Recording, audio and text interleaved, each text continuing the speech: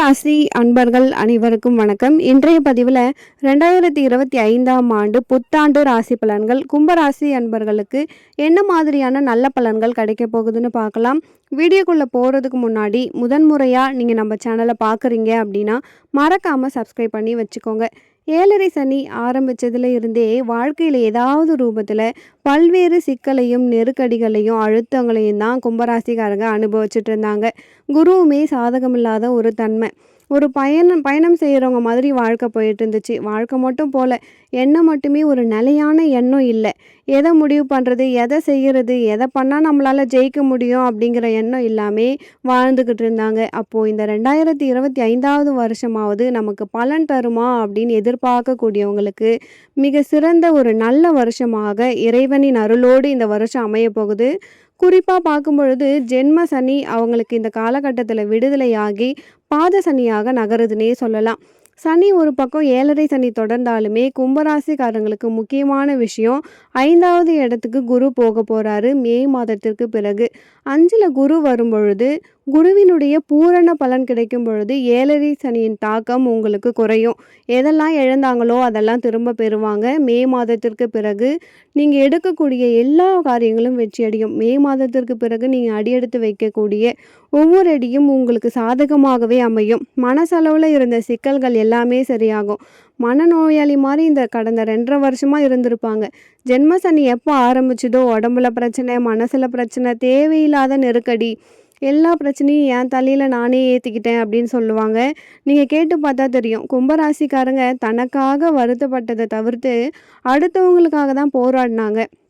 உயர்ந்த சிந்தனை இருக்கும், உயர்வான லட்சியம் இருக்கும், உயர்ந்த எண்ணத்தோடு இருப்பாங்க. கோபுர கலசம் கையெழுத்து வணங்குறவங்க அத்தனை பேரையுமே வாழ வைப்பாங்க. ஆனால் அவங்க அதே இடத்துல நின்று மழையிலையும் வெயிலையும் சேர்ந்து காஞ்சி போயிடுவாங்க. அவங்க வாழ்க்கை இப்படி தான் இருந்துச்சு.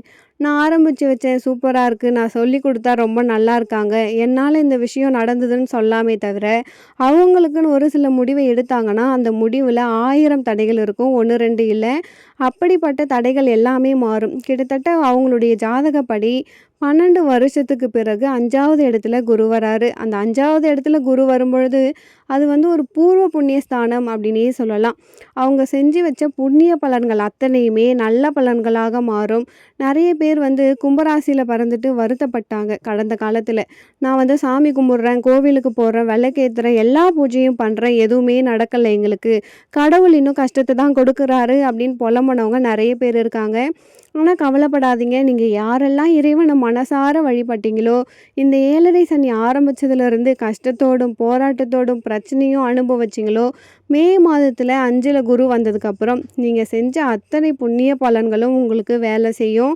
குறிப்பாக குடும்ப வாழ்க்கையில் இருந்து வந்த சிக்கல்கள் தீரப்போகுது. ஏன்னா ராசிக்கு 2ல் ராகு, 8ல் கேது. குடும்பத்திலேயே சஞ்சலம், குழப்பம், பிரச்சனை, சிக்கல். நல்லது பேசினாலும் நான் தான் எதிரி, யாருமே என்னை புரிஞ்சிக்கல, நான் நேர்மையாக தான் இருக்கேன், உண்மையாக தான் இருக்கேன், பாசமாக தான் இருக்கேன், இருந்தாலும் என்ன தான் எல்லாரும் எதிரியாக பார்க்குறாங்கன்னு நினச்ச கும்பராசிக்காரங்க அதிகம். அப்படி இருந்த கஷ்டங்கள் மாறப்போகுது. உங்களை உதாசீனப்படுத்தவங்க உங்களையே தேடி வர போகிறாங்க. நல்ல பிள்ளை, அந்த பிள்ளை போய் நான் தப்பாக நினச்சிட்டேனே, நல்ல மனுஷன், அந்த ஆளை போய் நம்ம குறை சொல்லிட்டோமே, அவங்கள முதல்ல கூப்பிட்டு உட்கார வைங்க அப்படின்னு சொல்லக்கூடிய ஒரு காலகட்டத்தை கடவுள் உங்களுக்கு ஏற்படுத்தி கொடுப்பாரு. அப்போது வாக்கில் இருந்த தடுமாற்றங்கள் உங்களுக்கு சரியாக போகுது. வாக்கு கொடுத்துட்டு நீங்கள் அதில் ஜெயிக்க முடியலன்னு வருத்தப்பட்ட கும்பராசி அன்பர்களுக்கு வாக்கில் உங்களுக்கு பலம் சேரப்போகுது. பணம் சார்ந்த விஷயங்களில் நிறைய தடையாகவே இருந்துகிட்ருக்கு. பணம் இந்த அளவுக்கு நான் கஷ்டப்பட்டதே இல்லை. 7.5 சனி ஆரம்பித்தது இந்த 5 வருஷம் என்னை பாடாக படுத்துருச்சுன்னு நினச்சவங்க எல்லாருமே இனிமேல் கடவுள் புண்ணியத்தில் பண உறவுகளை பார்க்கக்கூடிய சூழலை நோக்கி ஓடுவாங்க. அதே மாதிரி படிக்கக்கூடிய மாணவர்களுக்கு கல்வியில் நல்ல முன்னேற்றத்தை தரக்கூடியதாக இருக்கும். குடும்பத்தில் நிம்மதியே இல்லாமல் தான் வாழ்ந்தாங்க கும்பராசி. பேருக்கு ஊருக்கு புருஷன் பொண்டாட்டி, கௌரவத்துக்கு புருஷன் பொண்டாட்டி. ஏன்னா 2ல் ராகு, 8ல் கேது, இது இல்லாமல் ஜென்மத்தில் சனி, 7ஆம் இடத்த சனி பார்க்குது. அப்போ எதுலேயுமே நிம்மதி இல்லை, வீட்லேயும் நிம்மதி இல்லை, தொழிலையும் நிம்மதி இல்லை, யார்கிட்டயாச்சும் நம்பி பேசுனா அதுலேயுமே பிரச்சனை. அப்போ எந்த காரியத்தை தொடங்கினாலும் ஒரு தடையாகவே இருந்திருக்கும். உறவு முறைகளில் நிறைய பிரச்சனை, வெளியே சொல்ல முடியல. ஆனால் அவங்க மனசாட்சிக்கு தெரியும், நம்பி யார்கிட்ட பேசினாலுமே அது அவங்களுக்கு ஏமாற்றமாகவும், துரோகமாகவும் இருந்துச்சு கும்பராசிக்கு. அப்படிப்பட்ட வலிகள் உங்களுக்கு தீரும். உங்களுடைய ஏமாற்றம் எல்லாமே தீர்ந்து, கடவுள் புண்ணியத்தில குடும்ப வாழ்க்கையில உங்களுக்கு நிம்மதி, அமைதி, ஒற்றுமை மேலோங்க போகுது. பிரிந்த தம்பதிகள் சேர்ந்து வாழ போறாங்க. பொண்டாட்டி புரிஞ்சுக்கலனா புரிஞ்சுப்பாங்க. புருஷன் புரிஞ்சுக்கலனா புரிஞ்சுட்டு சேர்ந்து வந்து வாழ்வாங்க.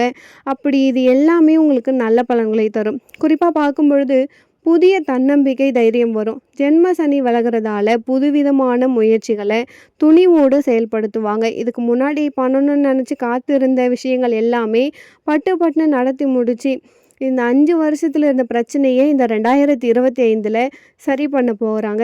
எதெல்லாம் அவங்க இழந்தாங்களோ, அது எல்லாமே அவங்க திரும்பி மீட்க போறாங்க. அது பணமா இருக்கட்டும், தொழிலா இருக்கட்டும், உடல் ஆரோக்கியமா இருக்கட்டும், வீடு சார்ந்த விஷயமா இருக்கட்டும், நல்ல காரியம் தொடங்கணும்னு நெனச்சு 5 வருஷமா தடப்பட்டது எல்லாமே முருகன் புண்ணியத்துல நீங்க நல்லபடியா செய்யக்கூடிய வாய்ப்புகள் உங்களுக்கு ஏற்பட போகுது. அதே மாதிரி புத்திர பாக்கியம் எதிர்பார்த்த கும்பராசி அன்பர்களுக்கு கடவுள் உங்களுக்கு புத்திர பாக்கியத்த தரப்போறாரு. கடன் சுமையில மாட்டிக்கிட்டீங்க, இல்ல ஒரு பெரிய கோர்ட் கேஸ் நடக்குது, பேங்க் லோன்ல இருக்கு, எதிர்பார்த்த பணம் வராம தடப்பட்டு நிக்குது. இந்த விஷயங்கள் எல்லாமே உங்களுக்கு சாதகமான விஷயமா அமையப் போகுது. தீர்ப்பு ஏதாச்சும் பெண்டிங்கில் இருந்தால் சாதகமாக வரும். கடன் தீர்க்க முடியாமல் இருந்துச்சுன்னா கடன் தானாக அடையக்கூடிய நிலைக்கு தள்ளப்படும். கொடுக்கல் வாங்கல இருந்த சிக்கல்கள் எல்லாமே தீரப்போகும். குறிப்பாக பார்க்கும் பொழுது உங்களுக்கு திருமண தடையில் இருந்த கும்பராசி அன்பர்களுக்கு திருமணம் நடக்கும். மெயினாக இதுக்கு முன்னாடி ஜென்ம சனி 7ஆம் இடத்தை பார்த்தாரு. ராகு கேதுவும் சர்ப்பதோஷமாக உங்களுக்கு திருமண வாழ்க்கையே தடைப்பட்டிருந்துச்சு. அப்போ அவங்க எல்லாருக்குமே மனசுக்கு பிடிச்ச மன வாழ்க்கை அமையும். காதலர்களுக்குள்ளே இருந்து வந்த பிரச்சனை சரியாகும். புரிதல் இல்லாம பிரிந்து வாழ்ந்த தம்பதியர்கள் ஒன்று சேரக்கூடிய புண்ணியத்த உங்களுக்கு கடவுள் கொடுப்பாரு. கொடுக்கல் வாங்கல் சிக்கல் சரியாகும். 3வது நபர்கள தயவு செஞ்சு நம்பவே நம்பாதீங்க. கும்பராசி அன்பர்களுக்கு இதுதான் ஒரு அன்பான வேண்டுகோள். யார் மேலேயும் அதீத அன்பு வேண்டவே வேண்டாம். அதீத பாசம் வேண்டாம். அதீத காதல் வேண்டாம். இப்படி வச்சீங்க அப்படின்னா ஆறாத வடுவாக அது உங்களுக்கு மாறிடும். கும்பராசி அன்பர்களை பொறுத்த வரைக்கும் உக்கிரமான தெய்வ வழிபாடு செய்யணும். ராசியில் ராகு வர்றதால, ராகு அப்படிங்கிறது சர்ப்ப கிரகம். ஸோ கழுத்து அம்மன் யாராக இருந்தாலும் ஒரு நாகமுத்து மாரியம்மன் கோவிலுக்கு போகலாம். இல்லை லட்சுமி நரசிம்மரை வழிபடுறது உங்களுக்கு மிகப்பெரிய பலத்தை தரும்.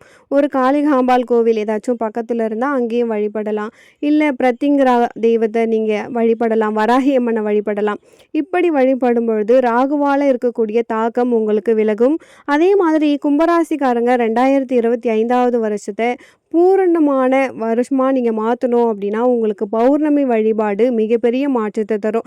பக்கத்தில் இருக்கக்கூடிய புராதன சிவன் கோவில் எதுவாக இருந்தாலும் அங்கே இருக்கக்கூடிய சிவபெருமானை தரிசனம் பண்ணிட்டு, அங்கே இருக்கக்கூடிய நவகிரகத்தை வழிபாடு பண்ணிட்டு கோவிலை ஒரு 3 முறை நீங்கள் வலம் வந்தால் போதும். முடிஞ்சால் உங்களால் திருவண்ணாமலைக்கு போயிட்டு வரலாம். நீங்கள் போயிட்டு வந்தீங்க அப்படின்னா 1000 அற்புதங்களை நீங்கள் உங்கள் கண்கூடாக பார்க்கலாம். முடியாதவங்க பக்கத்தில் இருக்கக்கூடிய சிவன் கோவில் எதுவாக இருந்தாலும் ஆலயத்தை ஒரு 3 முறையோ 9 முறையோ வலம் வரும் பொழுது கண்டிப்பாக ஏன் நம்ம இதை குறிப்பிட்டு சொல்கிறோம் அப்படின்னா, ராசியில் சந்திரனில் ராகு இருக்கும் பொழுது சந்திர கிரகண தோஷம் ஏற்படும். அப்படி இருந்தால் உடல் ரீதியாக ஊனம் வரும், மனம் ரீதியாக ஊனம் வரும் சொல்லுவாங்க. அந்த ஊனத்தை தவிர்க்கிறதுக்கு எண்ணம் தெளிவடைகிறதுக்கும் சிந்தனை தெளிவடைகிறதுக்கும் நேரடியாக சந்திரனுடைய ஆற்றலை நம்ம உள்வாங்கும் பொழுது நம்மளுடைய உடலும் மனமும் சுத்தமாகும். அப்போ பௌர்ணமி நாட்களில் முழு நிலவு நம் மீது படும் பொழுது அதனுடைய மொத்த சக்தியும் நமக்குள்ள கிரகவிக்கும் பொழுது நீங்கள் நினைக்கக்கூடிய காரியங்கள் வெற்றி அடையும். நீங்கள் இப்படி வழிபாடு செய்யும் பொழுது உங்களுக்கு கண்டிப்பாக ஒரு மிகப்பெரிய மாற்றம் இருக்கும். நேரம் இருந்தால் நிலாவோடு நீங்கள் பேசலாம். 2 நிமிஷம் மனசார பேசுங்க. உங்கள் வாழ்க்கைக்கு எது தேவையோ அதை சந்திரனோடு நீங்கள் பௌர்ணமி வழிபாடு செய்யுங்க. நீங்கள் கேட்கிறத அவர் கொடுப்பாரு. மற்றபடி உங்களுக்கு இந்த 2025 சாதகமாக தான் இருக்குது. இந்த பதிவு கும்பராசி அன்பர்களுக்கு பயனுள்ளதாக இருந்திருக்கும்னு நினைக்கிறேன்.